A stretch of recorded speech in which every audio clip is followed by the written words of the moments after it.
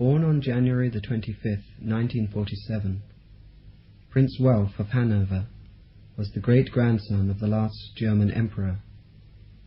Like his father, Prince Georg Wilhelm, he is a descendant of the Hanoverian kings of England.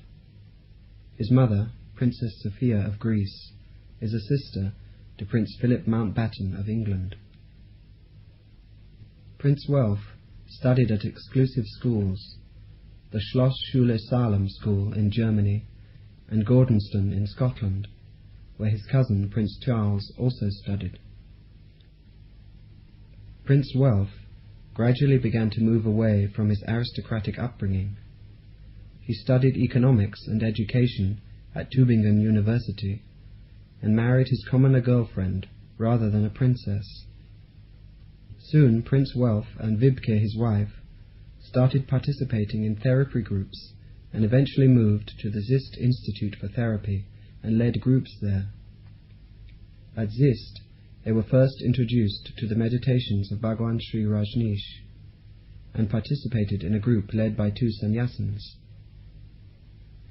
Just before his final university examinations, Prince Welf, Wibke, and their 5-year-old daughter Tanya left Germany and began travelling overland to India.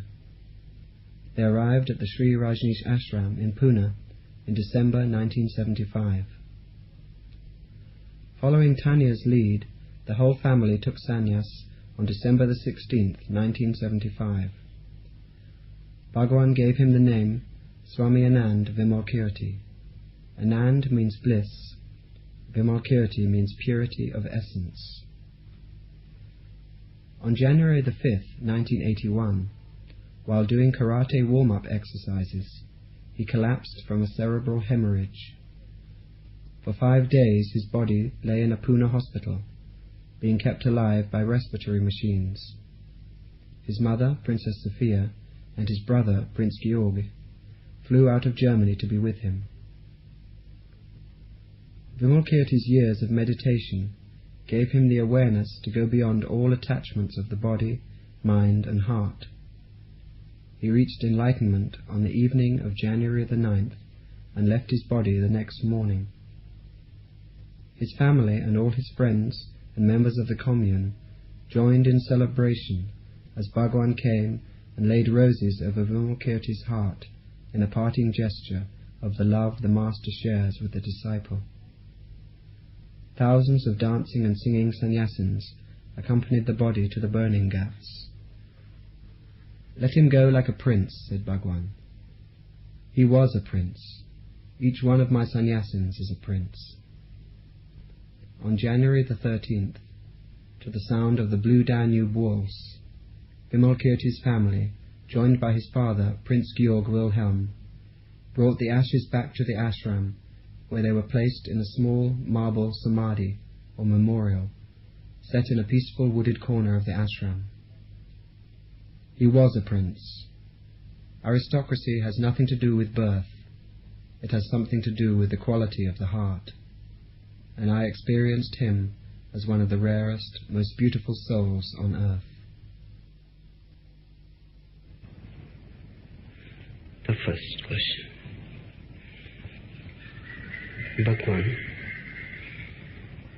is there anything you can say about what is happening to Vimalkirti?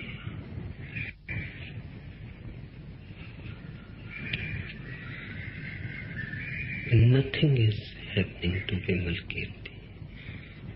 Exactly nothing. Because nothing is nirvana. The West has no idea of the beauty of nothingness. The whole Western attitude is extrovert, oriented towards things, oriented towards actions. Nothing sounds like emptiness. It is not so. This is one of the greatest discovery of the East, that nothing is not empty. On the contrary, it is just the opposite of emptiness. It is fullness. It is overflowingness. Break the word nothing in two. Make it as nothingness. And then suddenly its meaning changes. The gestalt changes. Nothing is the goal of sannyas. One has to come to a space where nothing is happening. All happening has disappeared. The doing is gone. The doer is gone. The desire is gone. The goal is gone. One simply is. Not even a ripple in the lake of consciousness. No sound. The Zen people call it the sound of one hand clapping. Now, one hand clapping cannot create sound. It is soundless sound, the Omkar. Just silence. But silence is not empty. It is very full. But the moment you are absolutely silent, absolutely attuned with nothingness, the whole descends in you. The beyond penetrates you.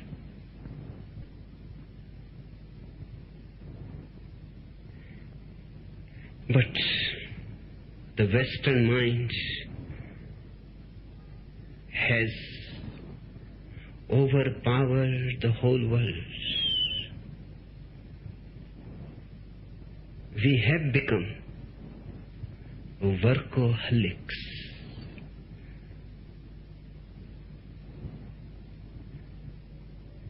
And my whole approach is to help you to become zeros. The zero is the most perfect experience in life. It is the experience of ecstasy. The Vimal Kirti is blessed. He is one of those few of my chosen sannyasins who have never wavered for a single moment, whose trust has been total. He had never asked a question. He has never written a letter. He has never brought any problem. His trust was such that he became by and by absolutely merged with me. He has one of the rarest hearts. That quality of the heart has disappeared from the world. He is really a prince, really royal, really aristocratic. Aristocracy has nothing to do with birth. It has something to do with the quality of the heart.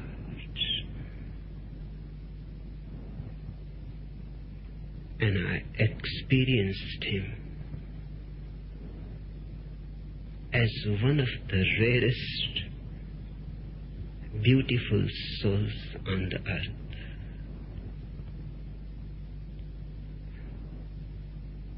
It is not a question at all to ask about him that what is happening. Of course, one tends to think in old ways in which one is brought up, and more particularly so about a German. I have heard little Joey was sitting outside under a tree when he heard his mother cry out from the house, "Joey, what are you doing?" "Nothing, Mom," he answered. "No, really, Joey, what are you doing?" I said, "I ain't doing anything. Don't lie to me. Tell me what you are doing." At this point, Joey gave a deep sigh, picked up a stone and tossed it a few feet. "I'm throwing rocks," he said. "That's what I thought you were doing. Now stop it immediately." Golly, Joey said to himself, "No one will let you do just nothing anymore. Something has to be done. Nobody believes. You will not believe me when I say Vimal Kirti is doing nothing. It's just being. The day he had the stroke, I was a little worried about him.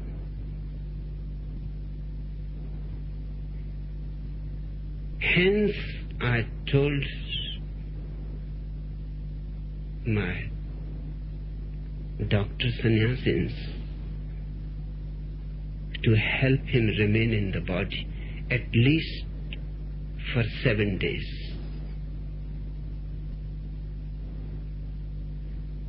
He was going so beautiful and so fine, and just ending suddenly, and the work is incomplete. He was just on the edge, a little push, and he will become part of the beyond.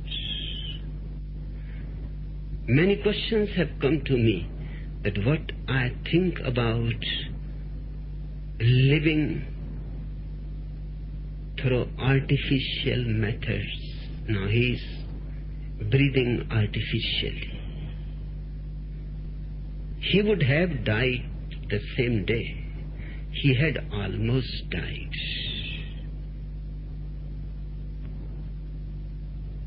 Without these artificial methods, he will be already in another body.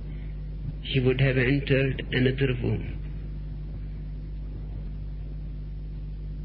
But then, I will not be available here.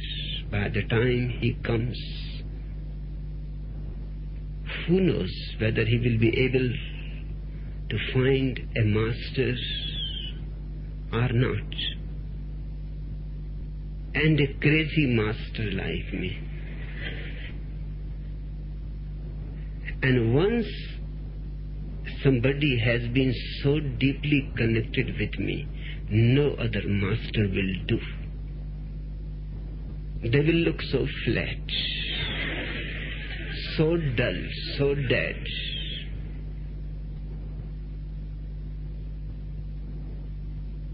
Hence I wanted him to hang around a little more. Last night he managed. He crossed the boundary of doing to non-doing. That something that was still in him dropped.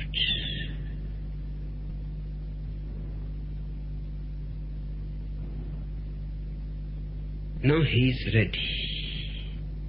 Now we can say him goodbye. Now we can celebrate. Now we can give him a send-off. Give him an ecstatic bon voyage. Let him go with your dance, with your song. When I went to see him, this is what transpired between me and him.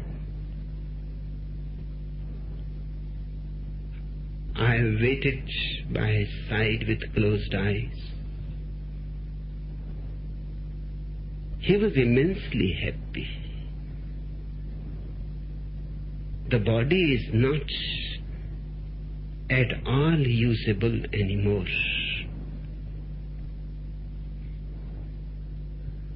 The surgeons, the neurosurgeons, and the other doctors were worried. They were asking again and again, inquiring that what I am up to, why I want him to be in the body, because there seems to be no point. Even if he somehow manages to survive, his brain will never be able to function rightly. And I would not like him to be in that state. It is better that he goes. And they were worried why I want him to go on artificially breathing. Even his heart once in a while stops, and then artificially his heart has to be again stimulated. His kidneys yesterday failed. His brain has been drilled. There is such great swelling inside. This is something hereditary. It was bound to happen. It was a program in his body. But he managed beautifully. Before it could happen, he has used this life for the ultimate flowering. Just a little bit had remained. Last night even that has disappeared. So when last night I told him that Vimal Kirti, now you can go into the beyond with all my blessings,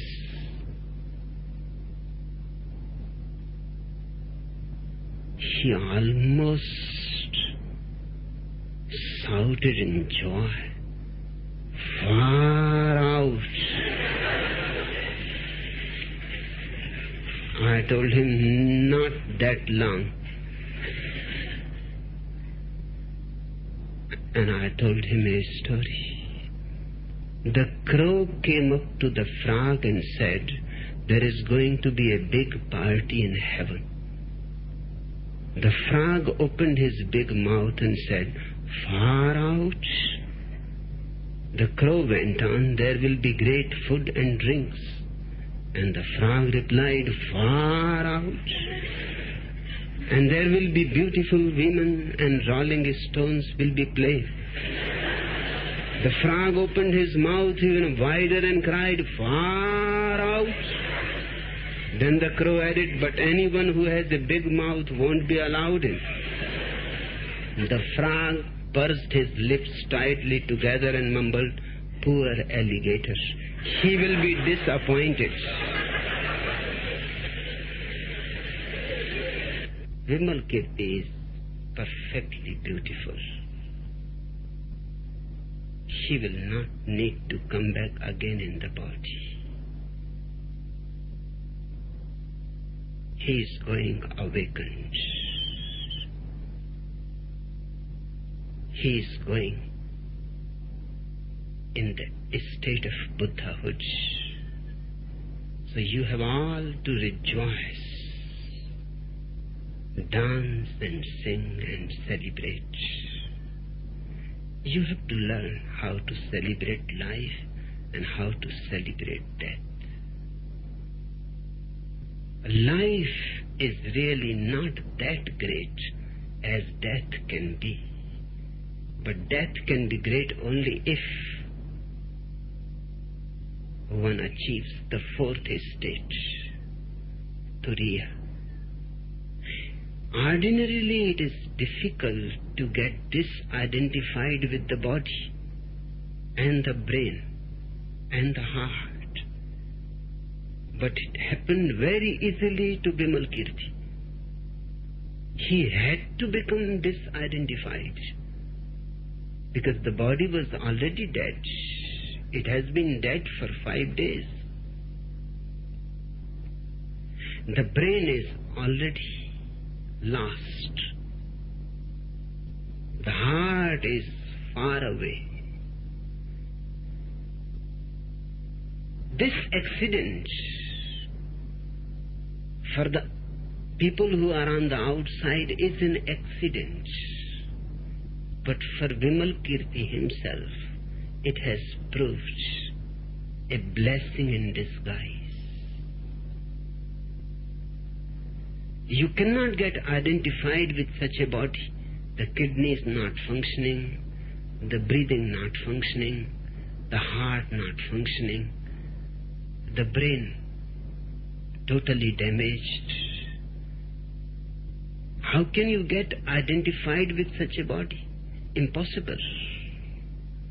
Just a little alertness and you will become separate. And that much alertness he had.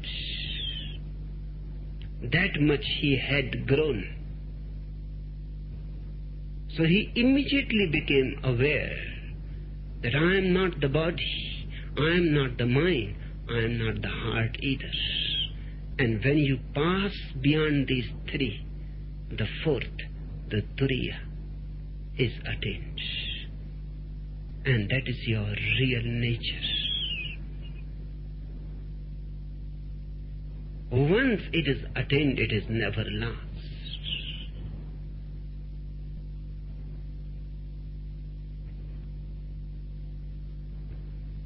He used to love my jokes, and this will be the last lecture for him. An Italian couple was rushing to the hospital as the wife was about to have a baby. On the way, there was a terrible automobile accident, and the husband ended up in the hospital in a coma.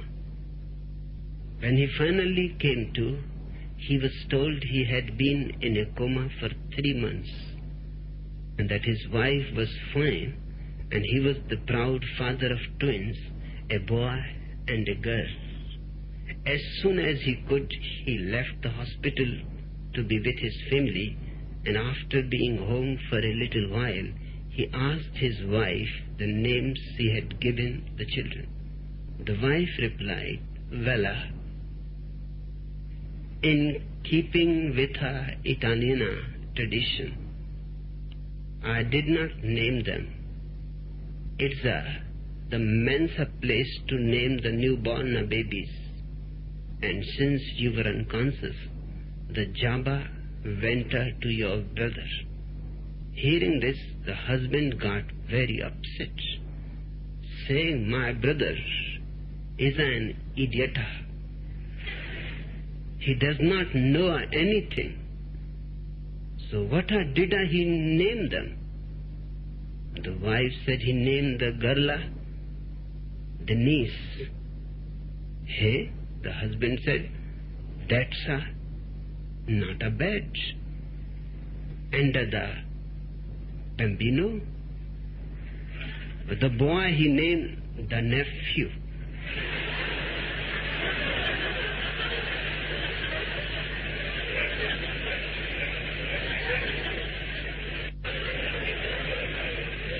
These are the 3 L's of my philosophia. Life, love, laughter. Life is only a seed. Love is a flower. Laughter is fragrance.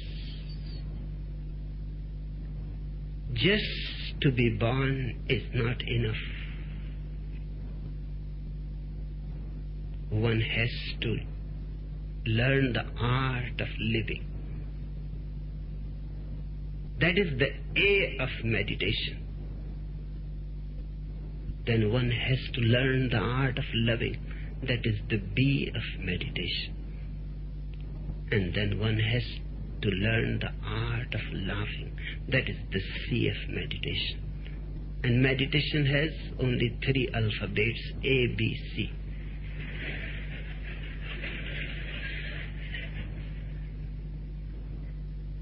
So today you will have to give a beautiful send-off to Bimal Kirti.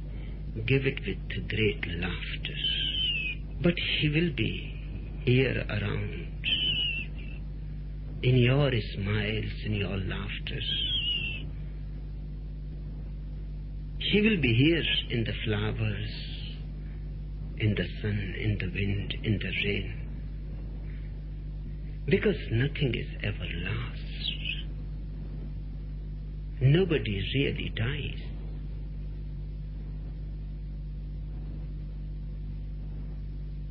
One becomes part of eternity. So even though you will feel tears, let those tears be tears of joy. Joy for what he has attained. Don't think of yourself that you will be missing him. Think of him, that he is fulfilled. My whole approach is of celebration. Religion to me is nothing but the whole spectrum of celebration. The whole rainbow, all the colors of celebration.